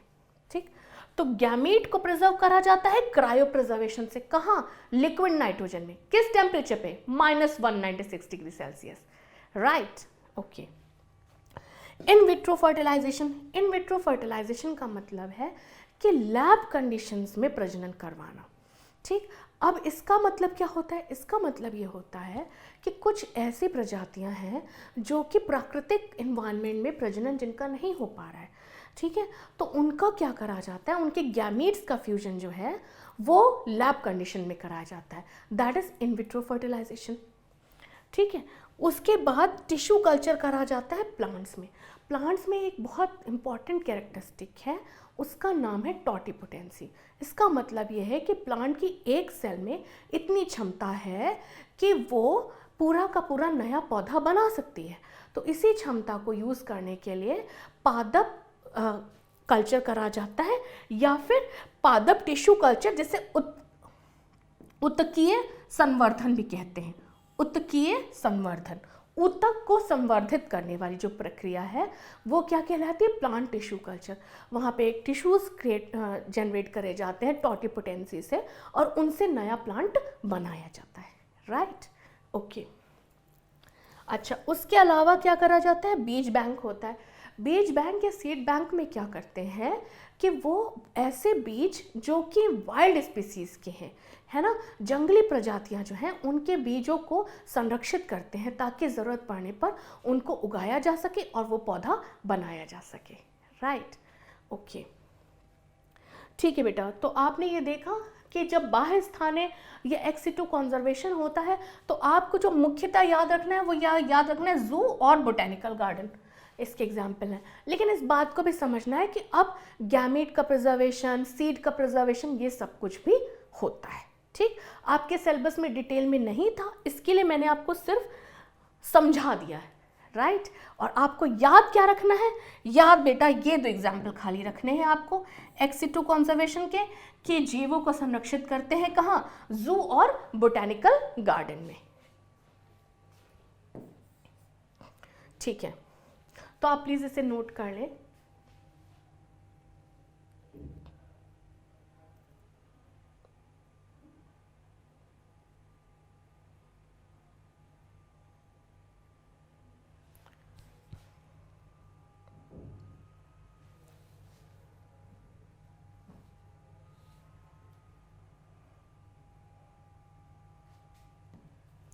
अच्छा, तो अब एक बहुत ही इंटरेस्टिंग टॉपिक है, बहुत ही मज़ा आने वाला है।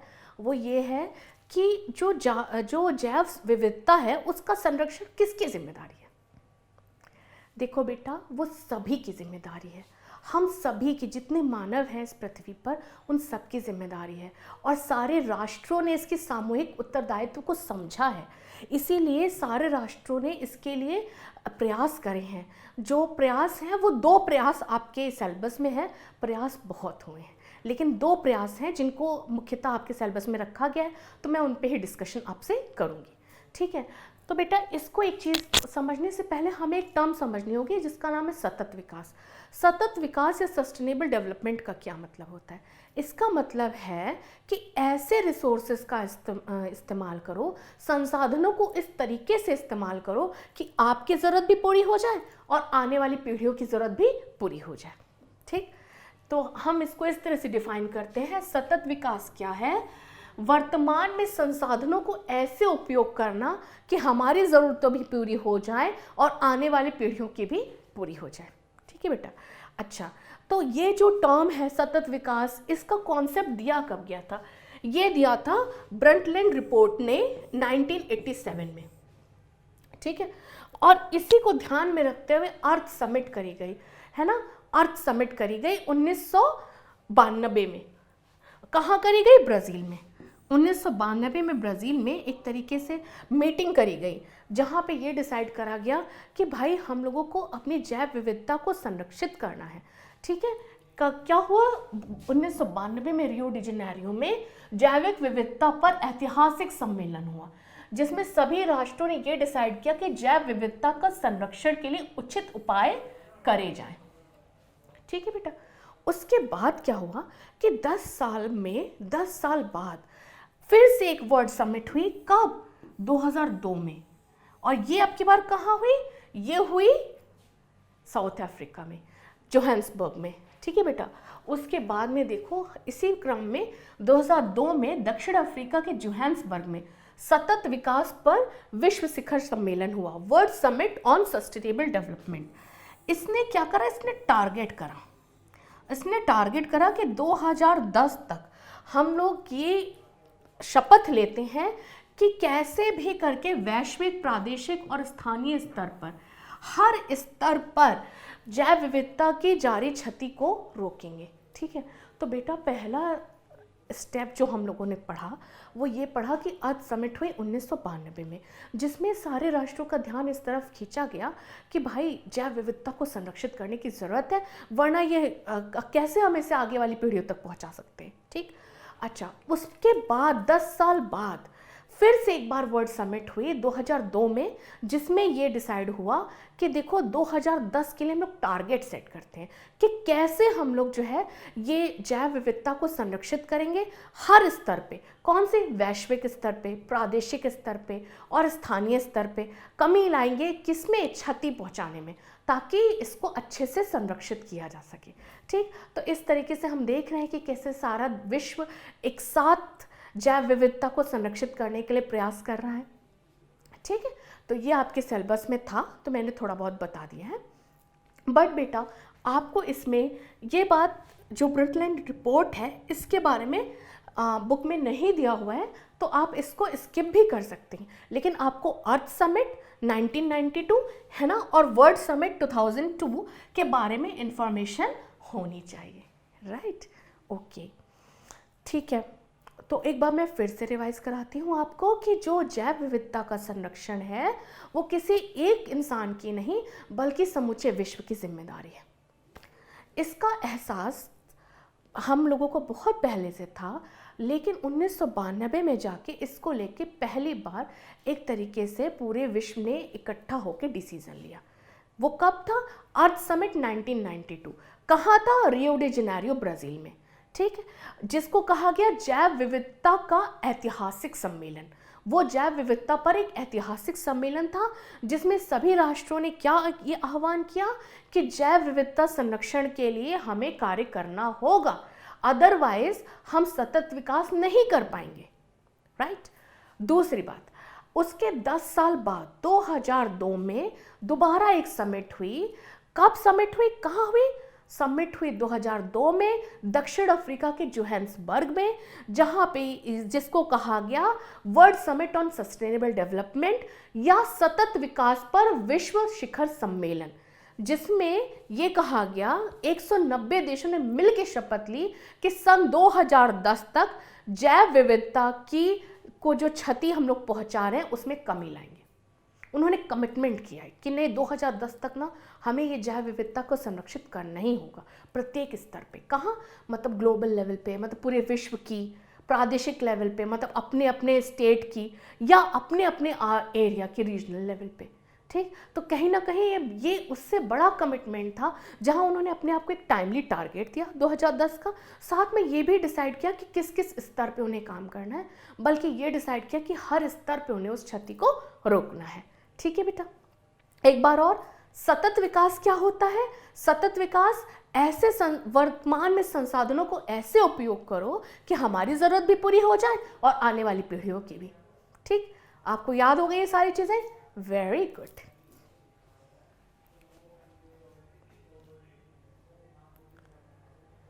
Okay, thank you so much.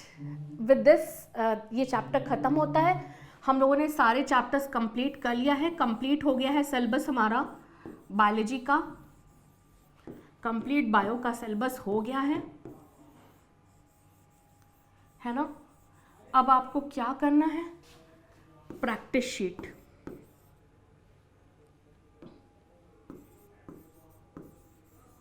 Practice sheet लेनी है कहाँ से? ऐप से, और क्वेश्चंस को अटेम्प्ट करना है। क्वेश्चंस करने हैं इंपॉर्टेंट। ठीक, तो आपकी बायोलॉजी का सिलेबस कंप्लीट है। प्रैक्टिस शीट आपको डाउनलोड करनी है ऐप से, और उसके बाद क्वेश्चंस को अटेम्प्ट करना है। उसमें दिए हुए क्वेश्चंस इंपॉर्टेंट है आपके एग्जाम पर्सपेक्टिव से। तो with this I say all the best to you. मुझे पता है मेरे बच्चे बहुत अच्छा एग्जाम में करने वाले हैं, और रिवाइज करते रहिए, पढ़ते रहिए, और माय बेस्ट विशेस आते हैं विद यू। ठीक है, thank you so much, bye bye.